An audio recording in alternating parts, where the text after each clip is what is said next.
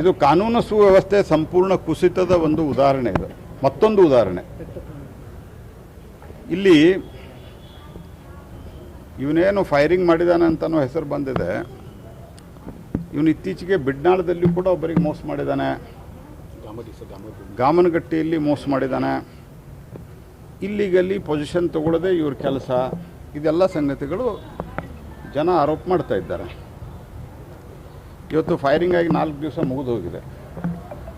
ಯಾರು ಫೈರಿಂಗ್ ಮಾಡಿದ್ರು ಅದರಲ್ಲಿ ಒಬ್ಬರನ್ನ ಇಬ್ಬರನ್ನು ಅರೆಸ್ಟ್ ಮಾಡಿವಿ ಅಂತ ಹೇಳಿದ್ದಾರೆ. ಅವರು ಕಾನೂನಾತ್ಮಕವಾಗಿ ಇವನಿಗೆ ರಕ್ಷಣೆ ಕೊಡೋದಕ್ಕೆ ಅವ್ರಿಗೆ ಅವಕಾಶ ಇತ್ತ? ಅವ್ರದ್ದು ಲೈಸೆನ್ಸ್ಡ್ ಗನ್ನ, ಲೈಸೆನ್ಸ್ಡ್ ವೆಪನ್ನ ಇನ್ನೂ ತನಕ ಗೊತ್ತಿಲ್ಲ ಅಂತ ಹೇಳ್ತಾರೆ. ನಿಮ್ಮ ಮುಂದೆ ಇದು ಉದಾಹರಣೆ. ಮತ್ತು 4 ದಿವಸ ಆಯಿತು. ಯಾರು ಆ್ಯಕ್ಚುಲಿ ಫೈರ್ ಮಾಡಿ ಓಡಿ ಹೋಗಿದ್ದಾನೆ ಅವನ್ನ ಅರೆಸ್ಟ್ ಮಾಡಿಲ್ಲ. ಅಂದರೆ ಪೊಲೀಸ್ ಸಿಸ್ಟಮ್ ಏನಾಗಿದೆ ಅಂತ ಹುಬ್ಬಳ್ಳಿ ಧಾರವಾಡದಾಗ ಕೇಶವಪುರ ಪೊಲೀಸ್ ಸ್ಟೇಷನ್ದಾಗ ಇನ್ಫಾರ್ಮೇಷನ್ ಅದಂತ. ಅವರು ಜಮ್ಮು ಕಾಶ್ಮೀರದವ್ರಂತ, ಯಾರು ಸೆಕ್ಯೂರಿಟಿ ಇವರಿಗೆ ಕೊಟ್ಟವ್ರಂತ ಹೇಳ್ತಾರೆ, ನನಗೆ ಗೊತ್ತಿಲ್ಲ. ಈಗ ಅವ್ರು ಹೇಳಿದ್ರು, ನಿಮ್ಮ ಮುಂದೆ ಹೇಳಿದ್ರು. ಅವ್ರು whether they are having licensed weapon ಅಂತ ಕೇಳಿದ್ರೆ ಗೊತ್ತಿಲ್ಲ, ಇನ್ಫಾರ್ಮೇಷನ್ ಕಲೆಕ್ಟ್ ಮಾಡ್ತಾ ಇದ್ದೀವಿ ಅಂತ ಹೇಳ್ತಾ ಇದ್ದಾರೆ. ರೈತರದು ಅಲ್ಲೇ ಜಮೀನಿದೆ, ರೈತರು ನಮ್ಮ ಹೆಸರಲ್ಲೇ ಇದೆ ಅಂತ ಹೇಳ್ತಾರೆ. I am not going into the civil dispute. ಆದರೆ ಅವ್ರು ಇದ್ದಾರೆ ಅಂತಂದ್ರೆ ಕಾನೂನು ರೀತಿಯಾದಂಥ ಎಬ್ಬಿಸ್ಲಿಕ್ಕೆ ಕ್ರಮ ಅದನ್ನು. ಯಾವನೋ ಹೋಗಿ ತಲವಾರು ತೋರಿಸೋದು, ಗುಂಡಾರಿಸೋದು ಮತ್ತು ಅವನ್ನ ಹಿಂದೂ ಅರೆಸ್ಟ್ ಮಾಡಿಲ್ಲ. ಅವನ್ನ ಈ ಹಿಂದೂ ಆ ವ್ಯಕ್ತಿನ ಒಮ್ಮೆನೂ ಟಚ್ ಮಾಡಿಲ್ಲ. ಇದರರ್ಥ ಇದರಲ್ಲಿ ಭಾಳ ದೊಡ್ಡ ಪ್ರಮಾಣದಲ್ಲಿ ಹಿರಿಯ ಅಧಿಕಾರಿಗಳು ಇನ್ವಾಲ್ವ್ಮೆಂಟ್ ಇದ್ದಾರೆ ಅನ್ನೋದಾಗ್ತದೆ. ಮತ್ತು ಇಲ್ಲಿ ನಾನು ಬರ್ತಾ ಇದ್ದೀನಿ ಅಂತ ಗೊತ್ತದೆ, ಪೊಲೀಸ್ ಕಮಿಷನರ್ ಬರಬೇಕು ಅಂತ ಅನಿಸಲ್ಲ. ಇಟ್ ಸೀರಿಯಸ್ ಆದ ಘಟನೆ ಆಗಿದೆ. ನಾನು ಪೊಲೀಸ್ ಕಮಿಷನರ್ಗೆ 2 ಸರ್ತಿ ಮಾತಾಡಿದ್ದೀನಿ. It is a very dangerous trend. ಆಸ್ತಿ ಬಿಡಿಸೋದಕ್ಕೆ ಯಾರೋ ಹೋಗಿ ಗುಂಡಾರಿಸ್ತಾರೆ, ನಿಮ್ಗೆ ಅರೆಸ್ಟ್ ಮಾಡೋಕ್ಕಾಗಲ್ಲ. ಹಿಂದೆ 3-4 ಘಟನೆಗಳು ಅದೇ ವ್ಯಕ್ತಿ ಬಗ್ಗೆ ಬಡ ಜನ ಮಾತನಾಡ್ತಾ ಇದ್ದಾರೆ, ಬಡ ರೈತರು ಮಾತನಾಡ್ತಾ ಇದ್ದಾರೆ. ಜಾತಿ ವರ್ಗ ಎಲ್ಲ ಜಾತಿಯವರು ರೈತರು ಇದರಲ್ಲಿ. ಅಲ್ಲಿ ಬಿಡ್ನಾಳದಲ್ಲಾದವರು ಒಂದು ಜಾತಿಯವರಿದ್ದರೆ, ಗಾಮನಗಟ್ಟಿಯಾದವರು ಇನ್ನೊಂದು ಜಾತಿಯವರಿದ್ದರೆ, ಇಲ್ಲಿ ಇನ್ನೊಂದು ಸಮಾಜದವರು ಜಾತಿಯವರು ಇದ್ದಾರೆ. ಯಾರೋ ಒಬ್ಬರ ಮೇಲೆ ಆರೋಪ ಮಾಡೋದು ಉದ್ದೇಶದಿಂದ ಮಾಡಿದ್ದಂಥವಲ್ಲ. ಈ ಘಟನೆ 3-4 ಘಟನೆಗಳು ಹೊರಗೆ ಬಂದಿದ್ದಾವೆ. But police are not taking it seriously. ಅಲ್ಲಿ ಕಂಪ್ಲೇಂಟ್ ಕೊಡೋಕೆ ಹೋದವ್ರನ್ನ ಅಂಗಿ ಹಿಡಿದು ಹೊರಗೆ ಹಾಕಿದ್ದಾರೆ.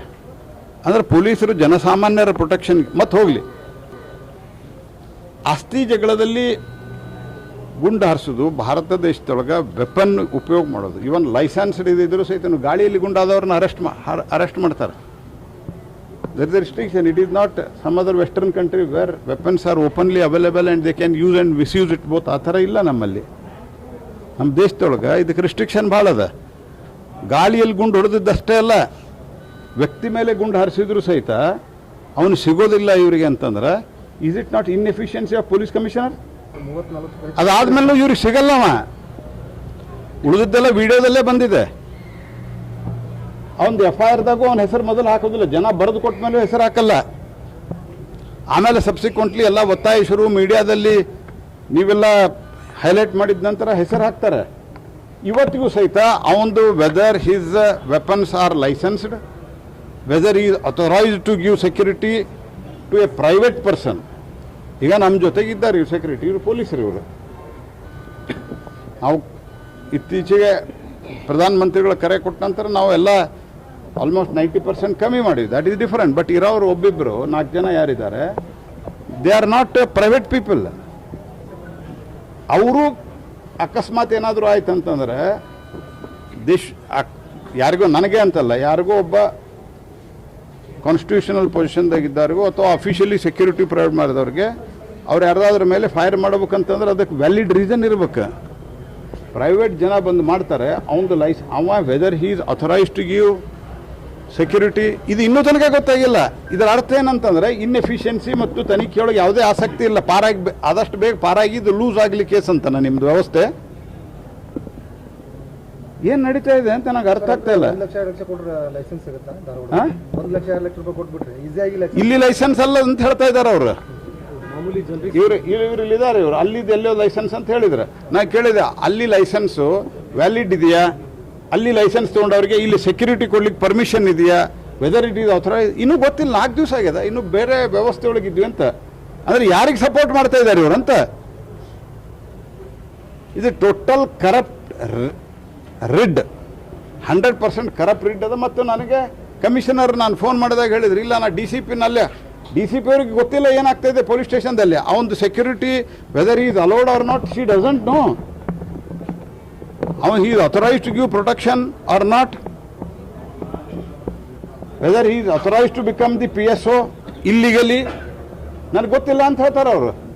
ಅದರಲ್ಲಿಯೂ ಏನೂ ಆಗಿಲ್ಲ, ಅದರಲ್ಲಿಯೂ ಬೇಸಿಕ್ FIR ಸರಿಯಾಗಿ ಆಗಿಲ್ಲ, ಅದರಲ್ಲಿಯೂ ಪ್ರೊಟೆಕ್ಷನ್ ಸಿಕ್ಕಿದೆ ಅವನಿಗೆ, ಇದರಲ್ಲೂ ಪ್ರೊಟೆಕ್ಷನ್ ಸಿಗ್ತಾ ಇದೆ. ಇಲ್ಲ ಅಂದ್ರೆ ಅಲ್ರಿ, ಪುಲ್ವಾಮಾದಾಗೆ ಹೊಡೆದಂಥ ಟೆರರಿಸ್ಟ್ಗಳನ್ನು ಎಲ್ಲಿಯೂ ಸಹಿತ ನಿಮಗೆ ಅವರು ಮೊಬೈಲ್ ಫೋನ ಎಕ್ಸೆಸ್ ಮಾಡಲಾರ್ದೆ ಕೂತಿದ್ರು ಸಹಿತ ಭಾರತದ ಇಂಟೆಲಿಜೆನ್ಸ್ ಏಜೆನ್ಸಿ, ಭಾರತದ ಪೊಲೀಸರೇ ಹಿಡಿತಾರಂದ್ರೆ ಇಲ್ಲಿ ಪೊಲೀಸರಿಗೆ ಹಿಡಿಯೋಕ್ಕಾಗಲ್ಲ ಅಂತಲ್ಲ, ಇದರಲ್ಲಿ ಕರಪ್ಷನ್ ಬಹಳ ದೊಡ್ಡ ಕೆಲಸವನ್ನು ಮಾಡ್ತಾ ಇದೆ. ಅಲ್ಲ, ರೈತರು ಜನರದು ಲಾ ಆ್ಯಂಡ್ ಆರ್ಡರ್ ಸ್ಥಿತಿ ಏನಿದೆ ಅಂತ ಅಲ್ಲಲ್ಲ, ಹೆಂಗ ಅಂತಂದ್ರೆ ಒಂದು ಜನರ ಒಂದು ಹೋರಾಟನೂ ಆಗಬೇಕು. ಮತ್ತು ಇದಕ್ಕೆ ಸಂಬಂಧಿಸಿದಂತೆ ತಕ್ಷಣ ಅವನನ್ನು ಅರೆಸ್ಟ್ ಮಾಡಲಿಲ್ಲ ಅಂತಂದ್ರೆ ನಾವು ಕಾನೂನಾತ್ಮಕವಾಗಿ ಇವನ್ ನಾನು ಆ ರೈತರಿಗೆ ಸಲಹೆ ಕೊಡ್ತೇನೆ, ಕಾನೂನಾತ್ಮಕವಾಗಿ ನಾವು ನಿಮಗೆ ಸಹಕಾರ ಕೊಡ್ತೀವಿ ಎಲ್ಲ ರೀತಿಯಿಂದ. ಹೈಕೋರ್ಟ್ಗೆ ಹೋಗಿ ಒಂದು ಇಂಡಿಪೆಂಡೆಂಟ್ ಇನ್ವೆಸ್ಟಿಗೇಷನ್ ಆರ್ಡರ್ ಮಾಡಿಸ್ಲಿಕ್ಕೂ ನಾವು ಪ್ರಯತ್ನ ಮಾಡ್ತೀವಿ. ಅಲ್ಲಿ ಮಟ್ಟಿಗೆ ಹೋದರೆ ಇಲ್ಲಿ ಪೊಲೀಸ್ ಕಮಿಷನರು ಮತ್ತು ಅವ್ರ ತಂಡಕ್ಕೆ ಇದೊಂದು ಭಾಳ ದೊಡ್ಡ ಅಪಮಾನ, ಮತ್ತು ಇದು ಭಾಳ ಅವರಿಗೆ ಡಿಸ್ರೆಪ್ಯೂಟ್ ತರ್ತದೆ ಅನ್ನೋದು ಅವ್ರು ಅರ್ಥ ಮಾಡ್ಕೋಬೇಕು, ಅವ್ರಿಗೆ ಅಪಮಾನ ಆಗತ್ತೆ ಅನ್ನೋದು.